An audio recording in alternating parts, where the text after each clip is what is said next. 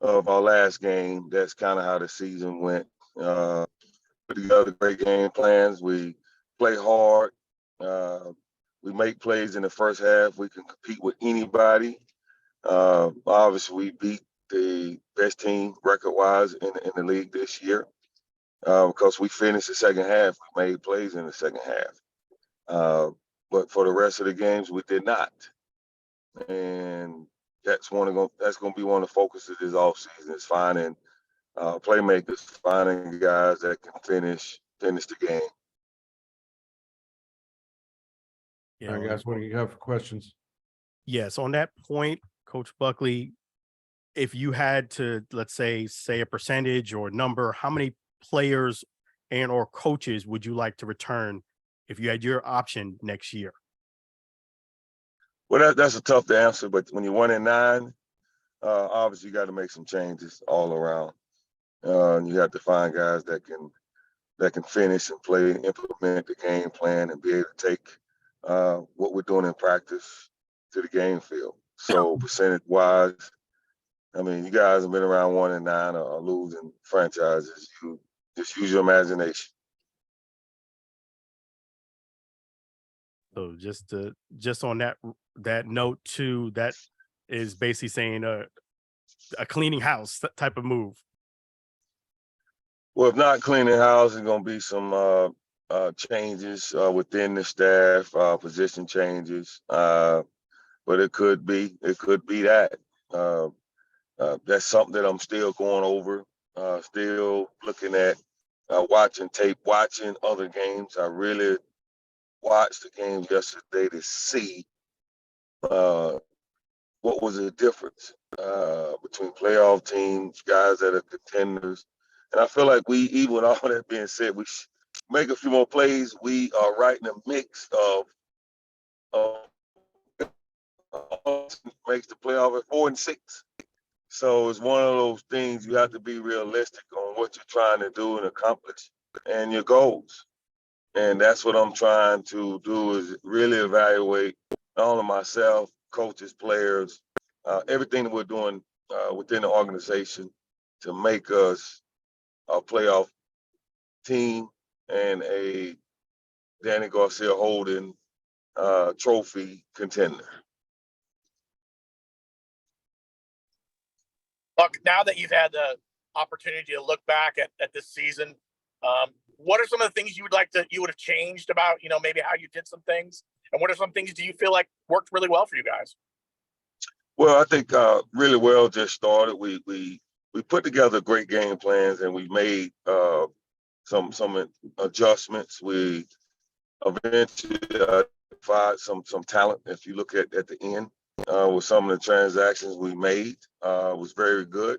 I would change the beginning from the draft and the understanding on what this league was about from top down.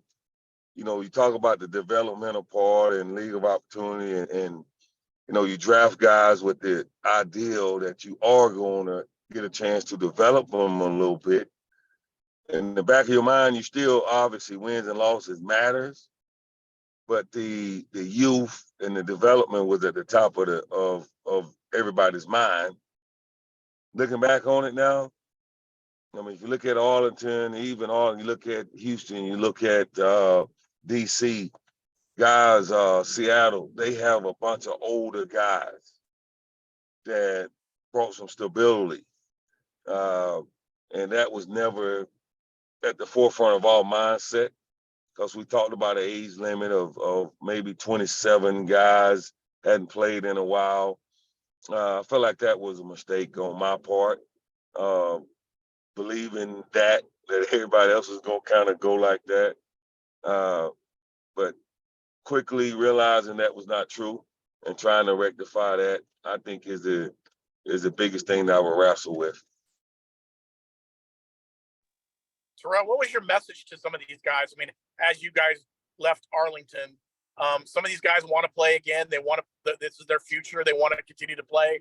What was your message to them? What to focus on over the next, 6 to 8 months? Make a commitment. If a lot of people give you lip service, but their action says something else, that's the biggest message I gave to them. If this is truly what you want to do, understand the game of football, what it takes to be a football player. What is a football player? And physically get yourself in shape, mentally be ready for all the ups and downs of a season. But if this is truly something you want to do, that you're passionate about, show the commitment, do the little things, and come back ready. Coach, I'd like to first thank you for your immediate availability this year. It's made my job covering the Guardians very, very easy this year. You are a true gentleman. Thank you so much. When we look at you guys, respect, when respect deserves respect. What you guys do is very difficult, and I respect what you guys do. So that's why I am the way I am. Coach, looking at the hub this year, you practiced in Texas and you flew to the games. What would you say are some of the positives about working that way and some of the negatives? Well, I think it's more positive than negatives. I would do the negative real quick. Arlington had 5 home games. They didn't travel that much. But the positives are you have everybody there. I personally had a chance to speak with other head coaches, whether it was in a parking lot, whether it was at an event, and you don't get that. If we were not in the hub, I would not have had a chance to speak with Haslam, with Barlow, with Beck, and compare notes and see what was going on within other organizations. We picked up some guys that were injured that had to go to Center of X, which is in Arlington. We got a chance to go over and see those guys. We could see them on Tuesday. So to me, everything about it was positive and exciting, and getting the opportunity to come and play at Camping World Stadium was a blessing too. And it will be better next year at Camping World Stadium. Coach, safe travels, by the way. Thank you. I know at the end of my first year as a head coach, having a rough season, there was a lot to think about. I felt, there was a lot of emotion tied into it. What emotions are you feeling right now? I know you're grateful for the opportunity, but it didn't go exactly how you hoped. Man, it's been so many emotions. I can't count them. Right now, I'm still in coaching mode, watching the game yesterday. So I still haven't really gotten out of game plan and what do we have to do to get ready for this week, even though we're not playing it. We're not playing. So I don't know when it would hit me. Just that one emotion. I don't know when that'll hit me. I'm gonna try to keep busy so it doesn't, and make plans for the next year. Terrell, what's the next step for you guys? I mean, now obviously there's a couple weeks left of the XFL season, but what's next for you? What's next for the players? What's kind of the next kind of thing coming up in the next couple months? Well, for the players, they have time to go back and like I said earlier, focus on truly what they want to do. Continue to do this and do it the right way, or moving on and starting a second career. For me, it's continuation of coaches and players, and just everything that happened this year from the organization standpoint. Watching tape, watching the games, and trying to make sure that we're in a great position next year. I think he's going to be evaluating the PR guy starting tomorrow, is what I heard. But the PR guy too. Now, yeah, Coach Buckley, it's definitely been a pleasure and honor this whole year, this whole season with you and the entire Orlando Guardians team. Let me just say that first and foremost. Thank you. You're welcome. And then if you had a recommendation for some of the players, whether they play for you or not, is there any players that you would recommend to be promoted to the next level to the NFL? There are several guys. Obviously, look at the winning team. Jakur Pearson steps out from Seattle, that I know personally is one of the guys off our team. I mean, obviously Cody. I think Cody deserves a shot, another shot to get it going. Our big tight end, even though he only played 4 games, Jordan Thomas. I mean, if this past game, he was the tight end, wide receiver. You obviously saw him on special team catching that. He played the end and he played corner. At the end, we tried to match him up on 88. So there are some guys. There are some guys I think will get a shot. Whatever they do with it, now it'll be up to them. Hey, Coach, and sort of on that note, who do you think should be the MVP of the season? We got a new guy. How you doing? Good. How are you, Coach? I haven't seen you. Oh, that's hard. I think you have to look at the team that has the best record. They have it for a reason, right? Running back, man, he did a tremendous job for the defenders. That's a hard one. That's a hard one without really studying, watching all the games the right way. You know, I watch them for entertainment, but not just like, okay, who is the most valuable player? We've had a few storylines. A couple guys come to mind. You know, you have AJ McCarron over with the Battlehawks, Danucci with the Seahawks. So you have a few guys that will pop up in that conversation. Awesome. And then what's been, your favorite moment of the season, whether on the field, off the field, locker room, wherever it may be? Man, when the winning, beating DC at home, just as a team, just how the guys were excited, and finally we got over the hump. For me, that's the happiest, our only win of the year, but to me, it's the best moment.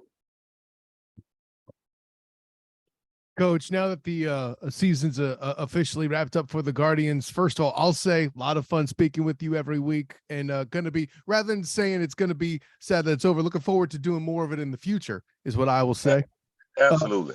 But with that in mind, Coach, we had talked a little bit earlier about you feeling like you could have had a bit more confidence in your draft to start things out. Does that kind of make you excited to get to the next draft for the upcoming season now that you got a season under your belt, get a little bit more confidence in there? Man, you get me excited. I mean, like, really, I'm trying to stay calm in this car, but yes, absolutely. What really the confidence grown is after. A lot of times you don't even realize what you've done. You're looking at the league. So we was on top of it as far as, okay, yes, this is what was not right. Middle of the season, we started to make the changes. I think we end up with over 25 different transactions. So now understanding what it takes, what is the league, what are the positions, dissecting every position like you're supposed to, I am really pumped. Alluding to what you said, I'm very, very excited about what the future is going to hold, how the team is going to look next year, and then having some firepower out there. We're going to have some firepower. We're going to have playmakers. And with that being said, Coach, obviously you would have preferred to have more in the W column. Who wouldn't have? Every coach wants more. I'm sure even Coach Parker would have rather had, an undefeated season. Even every coach wants more wins. I get that. But with that being said, how valuable was this for you as a learning experience being a head coach? It was priceless. You can never you can always say, what would I do as a head coach? You have a bunch of, obviously you have money-eating quarterbacks. Everybody like, oh, why did we do that? Why did you do that? Why did you draft that way? Why? Right? Now, going through that for a year, I don't have to say that. I'm not saying, okay, is this going to work? Is this going to fit? How does he look? What is going to happen in the league? All for me personally, I don't have to say, what is it going to look like? I don't have to ask 1,000 people. I don't have to get all this tour from different people. Now I actually know what it looks like, what it takes from the coaches, from the practice routine to the players, travel, something as pregame meal. how to do pregame meals, set the time up properly, how much time is in between that. All these questions that I had before, I answered this year. And the first round pick was CJ Holmes. Now that you got a chance to evaluate him the whole season, what is your evaluation of CJ Holmes?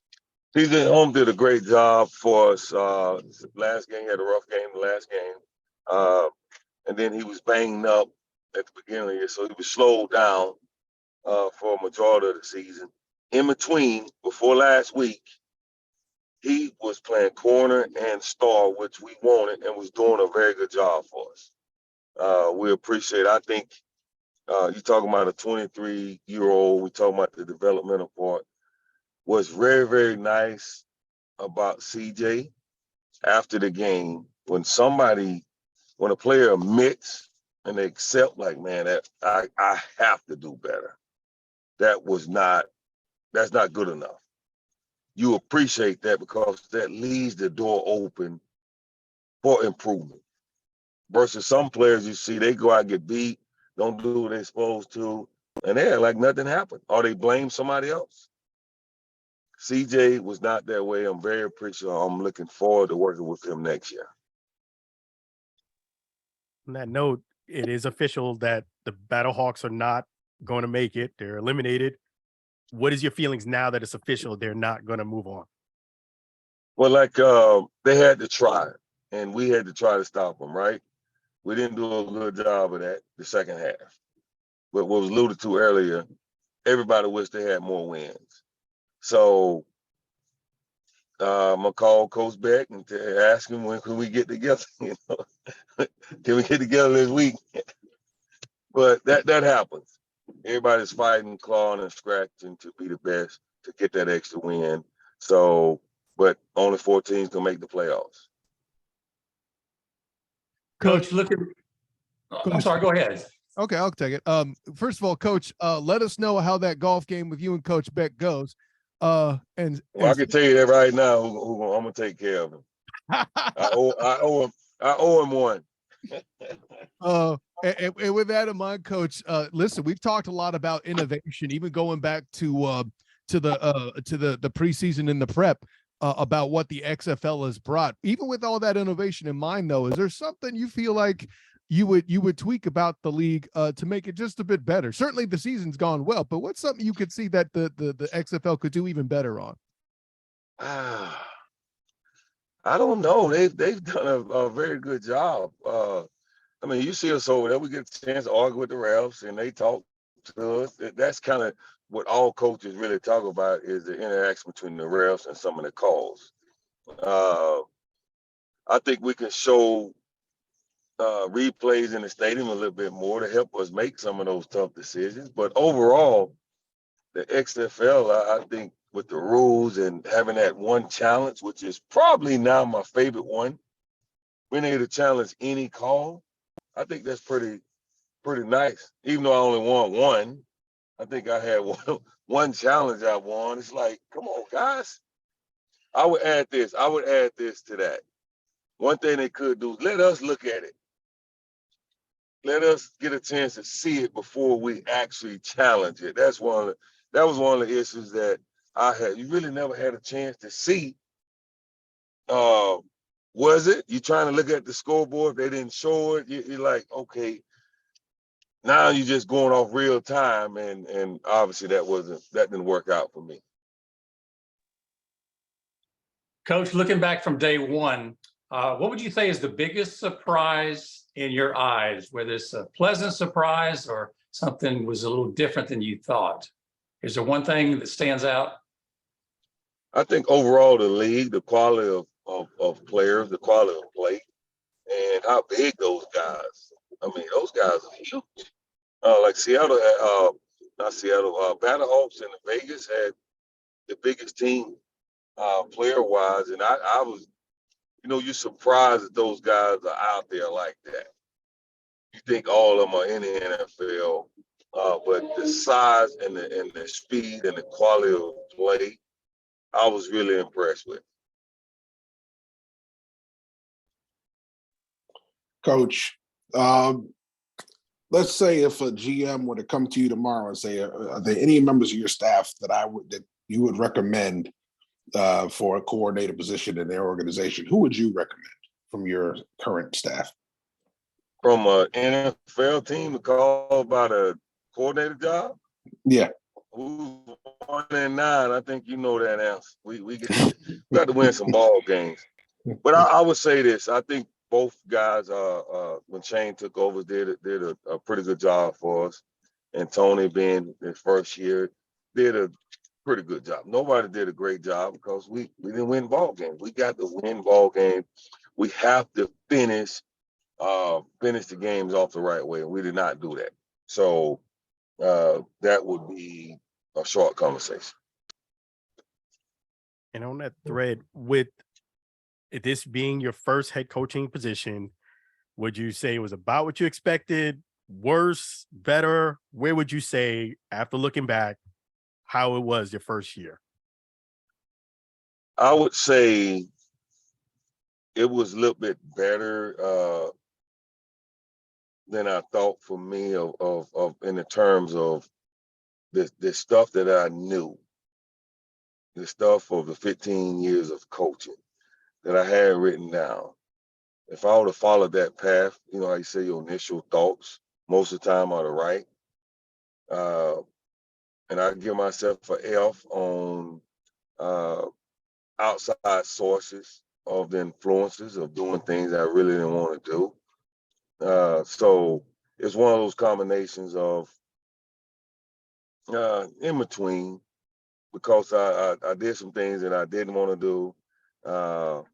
And in the end, we made the changes that we had to do. But overall, it was I would say a great learning experience that I feel like people shouldn't hold that against guys that have never been head coaches or never been in power positions, right? To make decisions. Give everybody a chance to learn, make those mistakes. I go back to probably the greatest coach in the NFL, Belichick. I mean, he had a few years to make the adjustments, to learn, and do all those things. And not saying I'm Belichick now, I'm just saying just the learning curve for guys. Steve Wilkes, who was at Arizona Cardinals, he didn't get but 1 year. And all the stuff that corrections he made and they talked about, you kind of feel like you need 2-3 years. So you really can see, can I do it? Do I know what I'm talking about? Is these adjustments? You need a couple of years.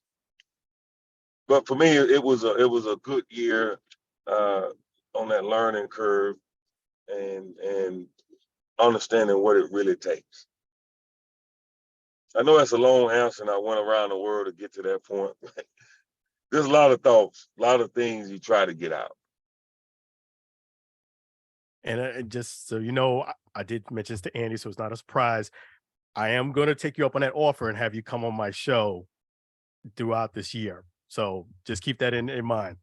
Well, appreciate you. You can get the real live updates on what's going on. And I think that's important too, to let the fans who've been so patient and great for us this year, that our new theme is the Guardian Way.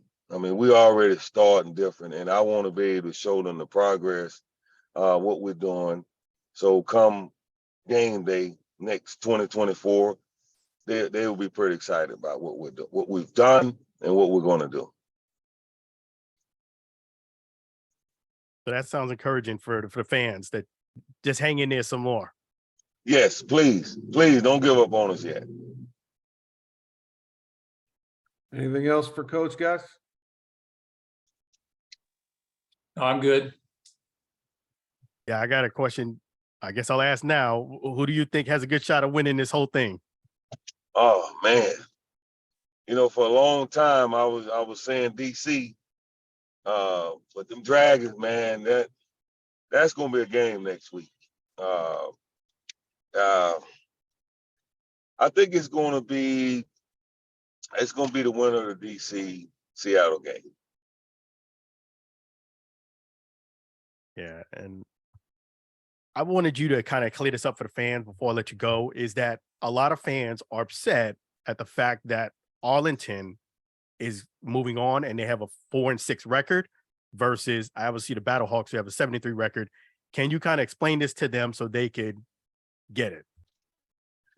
Different conference. You have NFL. We have different conferences. You have the North Conference and you have the South Conference. That was one of the things I alluded to with you guys before last 3 games, that we could actually make the playoff at 4-6, but we had to win all 4 of those games because we looked at who who Arlington had to play, who San Antonio had to play.